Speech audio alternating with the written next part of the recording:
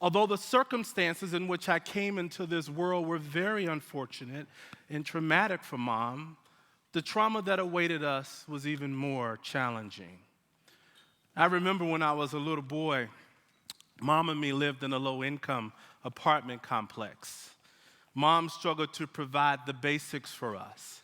One day, the sheriff showed up with these men, and these men started to come into our small apartment and remove our furniture, our clothing, dishes, everything they could find. They would take it and put it in the street outside of the apartment building.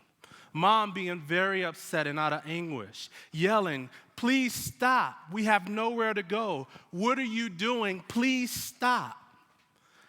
I had a front row seat to this drama. As always, I was riding Mom's hip. Seeing her upset made me upset. Things quickly escalated when the looters showed up and began helping themselves to our belongings. They took whatever they wanted. Mom tried to stop them, but she was outnumbered. There I was in the middle of it all, not old enough to protect Mom or our belongings, too young to even know what was going on, but alert enough to know I was scared. And then suddenly, like a scene out of the movie Ghost, an angel named Mrs. Williams appeared. She came. She was an elderly lady that lived down a few doors. Miss Williams began to help Mom pick up what was left of our stuff. She invited Mom and me over to her place, sensing we had nowhere else to go. We got to her apartment. It was small but cozy. She told Mom, "Make yourself at home while I cook a hot meal." Miss Williams told Mom about some local resources that may be of help to us. She held me close and rocked me to sleep, humming Amazing Grace. Mom returned a few days later to pick me up from Miss Williams. She had followed up on the resources that she had told her, applied for several jobs, secured us a place, and she felt better.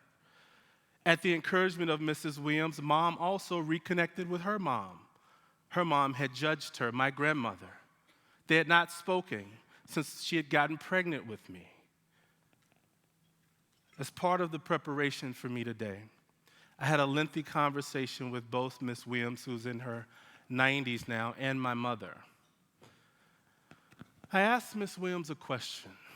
I said, out of curiosity, what made you come out and help us that day? I heard your cry, and I could not ignore it.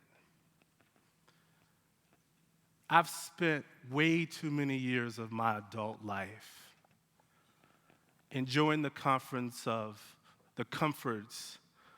upper middle class. I've worked hard. But the shame that surrounds my story has me as though I'm an imposter at times. Fearful that people may find out that my mom had me at such a young age and our rent was $20 a month and we got evicted because she was 6 months behind. But on this day, I serve this organization on the board. On this day, the reason why I serve is to give all those families who does not have a voice today. I hear you today. We hear you today. For every child in the nursery right now, you are heard today.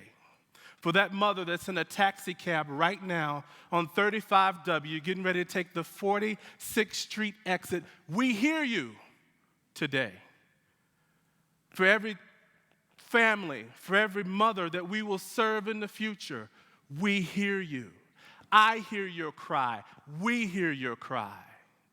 And I ask that today, as we begin to prepare to give, that you may be the Miss Williams for the families that we serve. That you may extend an olive branch, be that grace that helps us to serve in a greater way. Thank you.